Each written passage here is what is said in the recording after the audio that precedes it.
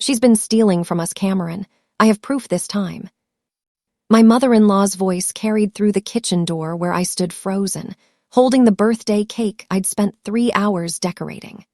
Through the crack, I could see Diana Hartwell sitting at our dining table, her perfectly manicured hands sliding a manila folder toward my husband. I didn't gasp. I didn't drop the cake. Instead, I carefully set it on the hallway console table and pulled out my phone, pressing record. The timestamp showed 6:47 p.m. on Saturday, March 18th. "Mom, we've been through this," Cameron said, his voice tired. But he opened the folder anyway. "Look at these bank statements," Diana insisted. "Unexplained withdrawals, secret accounts. She's planning something, Cameron, just like I warned you." I smiled slightly, watching through the gap. What Diana didn't know was that I'd been expecting this moment for exactly 3 months. Ever since I discovered her real plan to destroy my marriage and claim our house for herself. The cake could wait. This confrontation had been 15 months in the making. My name is Jade Montgomery Hartwell, and until that moment, I had spent 2 years trying to win over a mother-in-law who was systematically destroying my life. I'm 32 years old, a certified public accountant with a mid-sized firm downtown. I met Cameron at a charity fundraiser 3 years ago, and we married after a whirlwind romance that his mother opposed from day one. Diana had made her position clear at our engagement party. "Cameron deserves someone from a better family," she'd told her sister loud enough for me to hear. "This girl has nothing to offer him." What she meant was that I came from a working-class background. My parents owned a small hardware store in the suburbs. Cameron's father had been a successful real estate developer before his death 5 years ago, leaving Diana comfortable but not wealthy. Cameron always defended me, but Diana was relentless. She'd arrive unannounced, criticize my cooking, rearrange my furniture, and make pointed comments about my career taking time away from family priorities. But I'd tolerated it all, until last December. December 15th had started normally. Cameron was traveling for work, and I'd come home early from the office with the flu. I found Diana in our home office, sitting at my desk with our financial documents spread before her. "Diana," I'd said, startled, "what are you doing?" She jumped, guilt flashing across her face before she recovered. "Cameron gave me the spare key months ago. I was just looking for the warranty information for your refrigerator.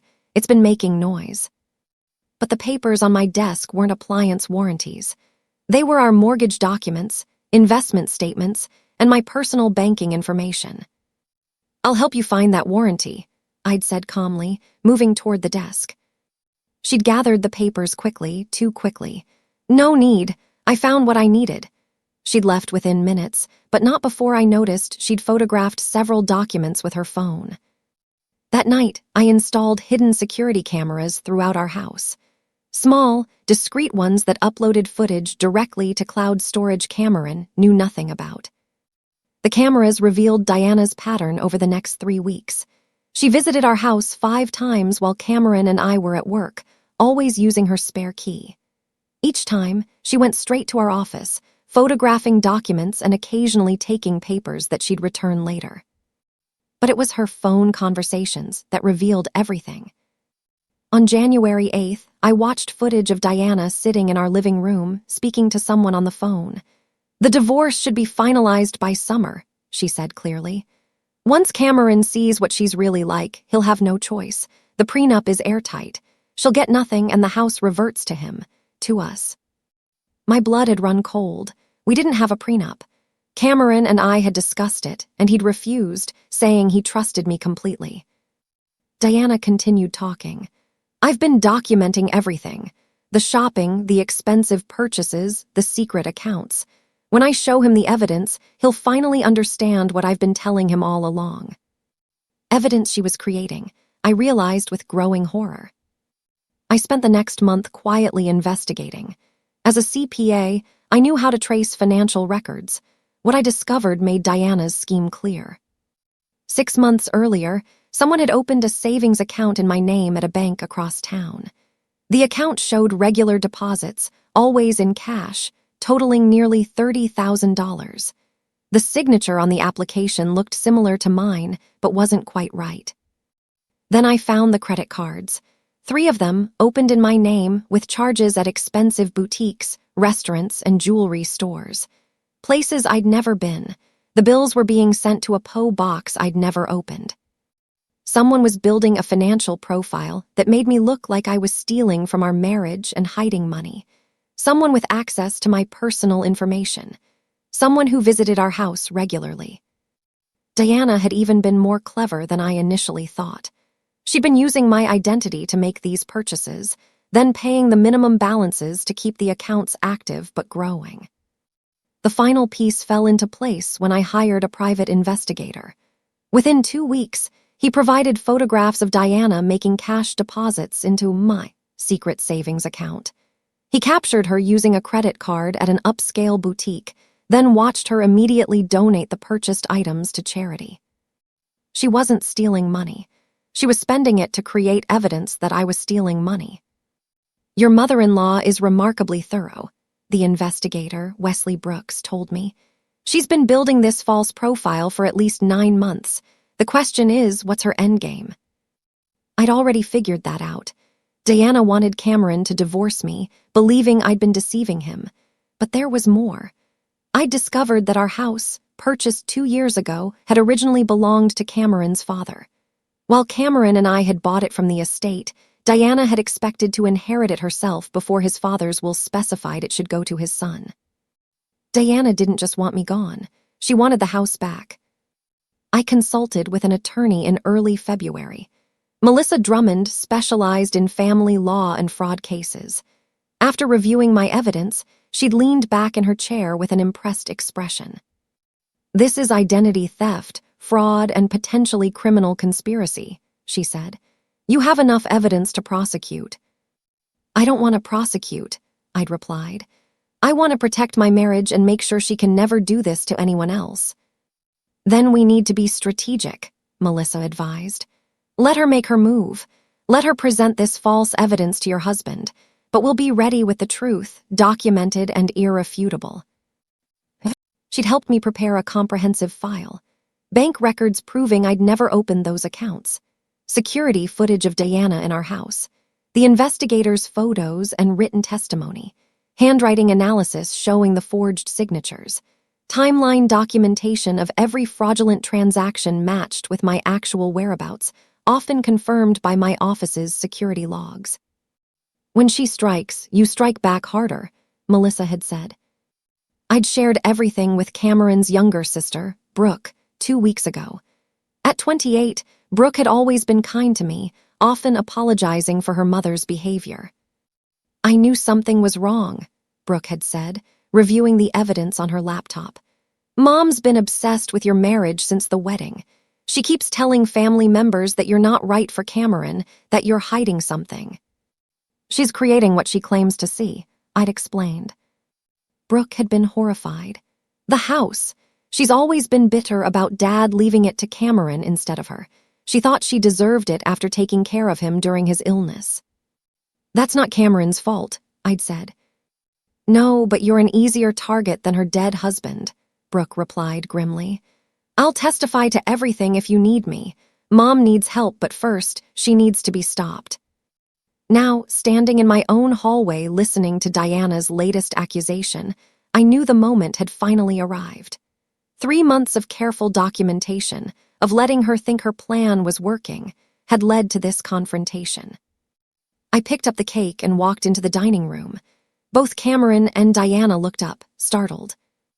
"Happy birthday, darling," I said brightly, setting the cake in front of my husband. "Sorry I'm late. Traffic was terrible." Diana's eyes narrowed. "How long have you been standing there?" "Long enough," I replied, still smiling. "What an interesting folder you have there, Diana. May I see it?" Cameron looked uncomfortable. "Jade, maybe we should discuss this privately." "No need," I said, reaching for the folder. "I know exactly what's in here. Diana's been working on this project for quite a while." I opened it, flipping through pages of bank statements for accounts I'd never opened. Credit card bills for purchases I'd never made. A timeline of supposed financial deception. "These are very thorough," I commented. "You must have spent months putting this together." Diana's face flushed with triumph. "Cameron deserves to know the truth about who he married." "You're absolutely right," I agreed, pulling out my phone. "He does deserve the truth, the complete truth." I connected my phone to our television, the one Diana had insisted we install in the dining room for family gatherings. Within seconds, security footage filled the screen. Cameron stared. "What is this?" "December 15th, I narrated calmly. "Watch closely." The footage showed Diana entering our house with her spare key. We watched her go directly to the office, photograph our documents, and spend 20 minutes going through our personal files. "You were going through our private papers," Cameron said slowly, his voice strange. "I was looking for the refrigerator warranty," Diana protested. "Were you?" I switched to another video. "January 8th, let's watch what you did next." This footage showed Diana on her phone. I'd enhanced the audio. Her voice came through clearly. "The divorce should be finalized by summer. Once Cameron sees what she's really like, he'll have no choice." Cameron's face went white. "Mom, what is she talking about?" Diana stood abruptly. "This is invasion of privacy. Those recordings are illegal." "Actually, they're not," I replied calmly. "This is my home. I'm allowed to record what happens here when I'm not present." I switched to the investigators' photographs. These are more recent, February 14th to be exact. The images showed Diana at a bank, making a cash deposit. The account number was visible on the deposit slip. "That's the secret savings account in these statements," I explained, pointing to Diana's folder. "Except it's not my account. I never opened it. Watch the next photo." Wesley's images continued. Diana leaving the bank. Diana entering an upscale boutique.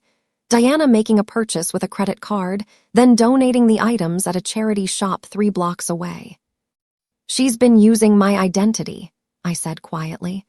"Opening accounts, making purchases, creating a paper trail that makes it look like I've been stealing from our marriage.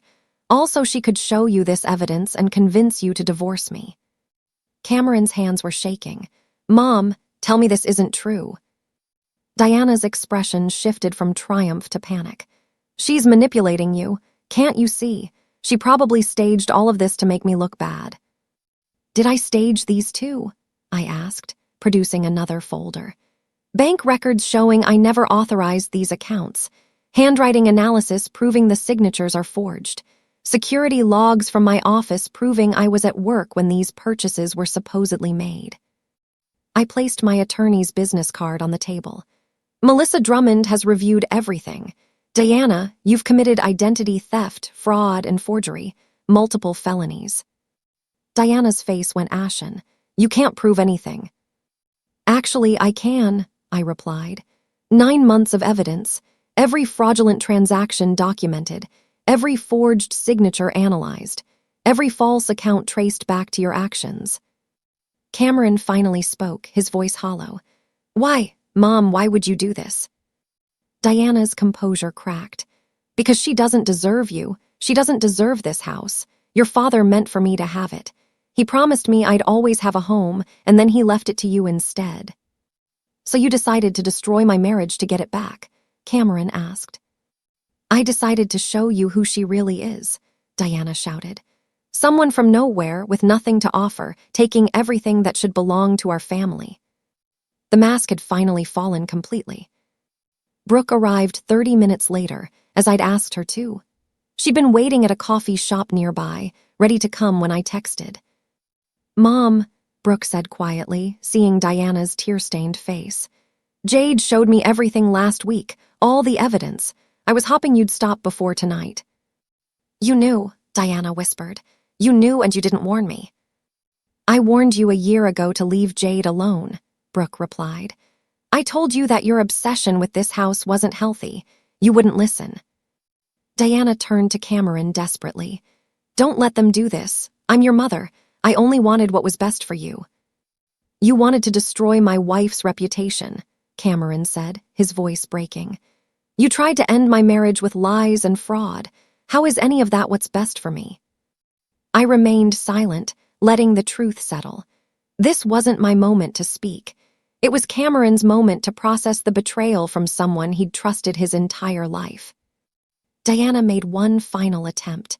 "If you side with her over me, you'll regret it. I'm your mother. Blood matters more than some woman you've known for 3 years." "That woman is my wife," Cameron replied quietly. "And she just showed me more loyalty in the last hour than you've shown in 2 years. She could have called the police months ago. She had every right. Instead, she gave you chance after chance to stop." "I gave you those chances because I love Cameron," I said softly. "I kept hoping you'd realize that destroying me wouldn't bring you closer to your son. It would only push him away." Diana's expression turned cold. "You think you've won. This isn't over." "Actually, it is," Brooke interjected. "Mom, Jade hasn't pressed charges yet, but if you continue any form of harassment or contact, she will. And I'll testify against you if necessary. What you did was criminal." The reality finally seemed to penetrate. Diana looked at her children, seeing no support, no sympathy, only disappointment and determination. "I want you to leave," Cameron said. "Give me your key to our house, all copies." Diana fumbled with her keychain, removing the spare key with shaking hands. She placed it on the table without a word. "I'll also need you to close any accounts you opened in Jade's name," I added. "My attorney has prepared paperwork. You have 72 hours to sign it, admitting to the fraud and agreeing to make full restitution for any financial damage caused." "And if I don't?" Diana asked. "Then I file a police report with all the evidence I've collected," I replied. "Identity theft carries serious prison time in the state." Diana's face crumpled. "I'm your mother," she said to Cameron one last time. "You were supposed to be," Cameron replied. "But mothers don't destroy their children's happiness for real estate." Brooke walked Diana to her car. Through the window, I watched them talk briefly before Diana drove away, her taillights disappearing into the night. Cameron sat motionless at the table, staring at the birthday cake I'd decorated with such care hours ago. A cake that seemed to belong to a different lifetime now. "I'm sorry," I said quietly. "I know this hurts." "Did you know?" he asked. "When you married me, did you know it would come to this?" I sat down beside him. "I knew your mother didn't approve of me. I didn't know she'd go this far until December. After I found her in our office, I had to protect myself. Protect us." "You could have told me then," Cameron said. "Would you have believed me without proof?" I asked, gently. "Your mother has spent your entire life being the person you trusted most. I needed irrefutable evidence before making accusations that would force you to choose between us." He was quiet for a long moment. "You're right. I would have defended her. I would have thought you were overreacting or misunderstanding. Even seeing this tonight, part of me still wants to believe there's some explanation." "I know," I said. "That's why I waited. That's why I documented everything. So when the moment came, the truth would be undeniable." Cameron reached for my hand. 3 months. You dealt with this alone for 3 months, knowing she was trying to destroy you, and you didn't say anything." "I wasn't entirely alone," I admitted. "I had Melissa, the investigator, and eventually Brooke. But yes, I kept it from you. I'm sorry for that." Brooke returned, looking exhausted. "She signed the paperwork in the car.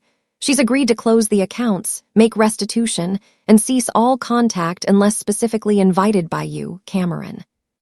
"That was fast," I said, surprised. "I told her that prison was the alternative," Brooke replied, "and that you had enough evidence to guarantee a conviction. She believed me." Cameron looked at his sister. "Did you know the whole time?" "Not the whole time," Brooke said. "Jade told me 2 weeks ago. Before that, I just knew Mom was acting strange. She kept asking invasive questions about your marriage, your finances, whether you seemed happy. I thought she was being her usual difficult self. I didn't realize she was building a case to destroy Jade." "The house," Cameron said suddenly. "This was always about the house." I nodded. She felt entitled to it. In her mind, your father's will was wrong. She'd cared for him during his illness, and she expected to inherit his property. When he left it to you instead, she blamed me for taking what should have been hers. That's insane, Cameron said. Over the next week, Diana followed through on her agreements. The fraudulent accounts were closed. A cashier's check arrived for $32,000, covering all unauthorized transactions plus interest. A notarized statement admitted to the identity theft and fraud, protected by attorney-client privilege, but available if she violated the terms of our agreement. Cameron barely spoke during those days. He went to work, came home, and spent hours in his workshop building furniture with methodical precision, processing, grieving the mother he thought he knew. Brooke visited often, helping us navigate the aftermath. "Mom's staying with Aunt Beverly," she reported. "She's told everyone in the family that you've banned her from seeing Cameron, playing the victim." "Let her," I said. "Anyone who wants the truth can ask us directly." Several relatives did. Cameron's Uncle Warren called, demanding to know why we were persecuting Diana. Cameron played him portions of the security footage. Warren hung up without apologizing but never called again. Cameron's cousin Sloane visited in person, expecting drama. She left 90 minutes later, apologizing profusely and offering to testify if Diana ever tried to manipulate the family narrative. The hardest call came from Diana's sister, Beverly, 2 weeks after the confrontation. She asked to meet me alone without Cameron. Against my better judgment, I agreed, meeting her at a neutral coffee shop downtown. "I need to understand what happened," Beverly said without preamble. "Diana says you've turned Cameron against her, but Sloane said there's evidence of fraud. I need to hear the truth from you." I'd brought my laptop. I showed her everything. The security footage, the investigators' reports, the fraudulent accounts, the timeline of deception spanning 9 months. Beverly watched in silence, her expression shifting from skepticism to horror. When the final video ended, she sat back heavily in her chair. "I knew Diana was bitter about the house," she said quietly. "But this is beyond bitterness. This is calculated destruction." "I believe she convinced herself that she was protecting Cameron," I said. "That I was the real threat, and her actions were justified." "That's not protection," Beverly replied. "That's obsession, and it's criminal." She paused. "Thank you for not pressing charges. Diana would never survive prison." Spring arrived, bringing warmer weather and gradual healing. Cameron started therapy, working through his complicated feelings about his mother's betrayal. Some days were harder than others. "I keep remembering moments from my childhood," he told me one evening. "Times when Mom would rewrite events to make herself the victim or someone else the villain. I always thought she was just remembering things differently. Now I wonder how many of those stories were manufactured." "You can't second-guess your entire history," I said gently. "People are complex. Your mother loved you. She also did something terrible. Both things can be true." We celebrated our 3rd wedding anniversary quietly, just the 2 of us. No family drama, no unexpected visitors, just us rebuilding trust that Diana had nearly shattered. Brooke kept us updated on Diana's situation. She'd started seeing a therapist, reportedly working through her unresolved grief about her husband's death and her feelings of displacement. Whether she'd truly change remained to be seen. "She asks about you," Brooke told Cameron. "Every time I visit, she wants to know if you're happy, if your marriage is strong. I think she finally realizes what she lost." 6 months after the confrontation, Cameron received a letter from Diana. We read it together at the kitchen table. The letter was surprisingly self-aware. Diana acknowledged her actions, admitted to the fraud, and expressed regret for the pain she'd caused. She didn't make excuses or blame anyone else. She simply apologized and said she understood if Cameron never wanted to see her again. "What do you think?" Cameron asked me. "I think that's your decision," I replied. "She's your mother. I won't stand in the way of reconciliation if that's what you want, but I also won't pretend the past didn't happen." Cameron folded the letter carefully. "I'm not ready yet. Maybe someday, but not now. The wound is still too fresh." I supported his decision completely. Forgiveness couldn't be rushed, and trust, once broken so thoroughly, required years to rebuild. Meanwhile, I'd thrown myself into work and discovered an unexpected passion for teaching. I began offering financial literacy workshops for young women, focusing on protecting their assets and recognizing signs of financial abuse. Diana's scheme, ironically, had given me insight into how easily financial identities could be stolen, even by family members. A year after the confrontation, Cameron and I hosted a dinner party. Our closest friends attended, along with Brooke and her new boyfriend. The evening was warm and comfortable, filled with laughter and easy conversation. As I brought out dessert, I caught Cameron watching me with an expression I couldn't quite read. "What?" I asked, sitting beside him. "I was just thinking about last year," he said quietly. "My birthday when Mom showed up with that folder. How calm you were, how prepared." "I had to be," I replied. "No, I mean you could have handled it differently," Cameron said. "You could have confronted her privately or gone to the police immediately or told me the moment you suspected. Instead, you built an airtight case and waited for her to make her move. That took incredible patience and courage." Brooke raised her glass. "To Jade, the most patient and strategic woman I know, Mom never stood a chance once you started documenting." "I wasn't trying to destroy her," I said. "I was trying to protect our marriage." "You did both," Cameron said simply. "And I'm grateful every day that you fought for us instead of just walking away." That autumn, Diana reached out again, this time through Brooke. She wanted to meet with both Cameron and me, with a therapist present, to make a formal amends. We agreed cautiously. The session took place in a neutral office with Dr. Hastings, a family therapist specializing in reconciliation after betrayal. Diana looked older, thinner, more fragile than I remembered. She sat across from us, hands clasped tightly in her lap. "I've spent the past year trying to understand why I did what I did," she began, her voice shaking slightly. "Dr. Hastings has helped me see that I never properly grieved my husband's death. Instead, I focused all my pain and anger on feeling displaced, replaced. Jade became the symbol of everything I'd lost." "That wasn't fair to Jade," Cameron said. "No, it wasn't," Diana agreed. "It wasn't fair, it wasn't rational, and it was deeply wrong. I stole from you both, not just money, but trust and peace. I tried to destroy something beautiful because I couldn't handle my own pain." I watched her carefully, looking for signs of manipulation or performance. But Diana's distress seemed genuine, her remorse palpable. "I don't expect forgiveness," Diana continued. "I know what I did was unforgivable, but I wanted you to know that I take full responsibility. No excuses, no justifications. I was wrong and I'm sorry." The session continued for 90 minutes. Dr. Hastings guided us through difficult conversations about boundaries, trust, and the possibility of limited contact.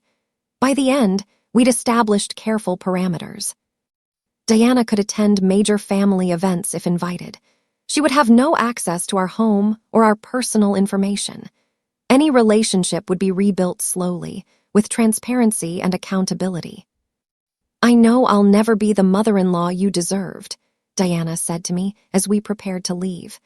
"But I hope someday I can be someone you don't have to protect yourself from." It was a small hope, but it was honest. Cameron and I drove home in thoughtful silence. Finally, he spoke. "What are you thinking?" "I'm thinking that hurt people," I replied.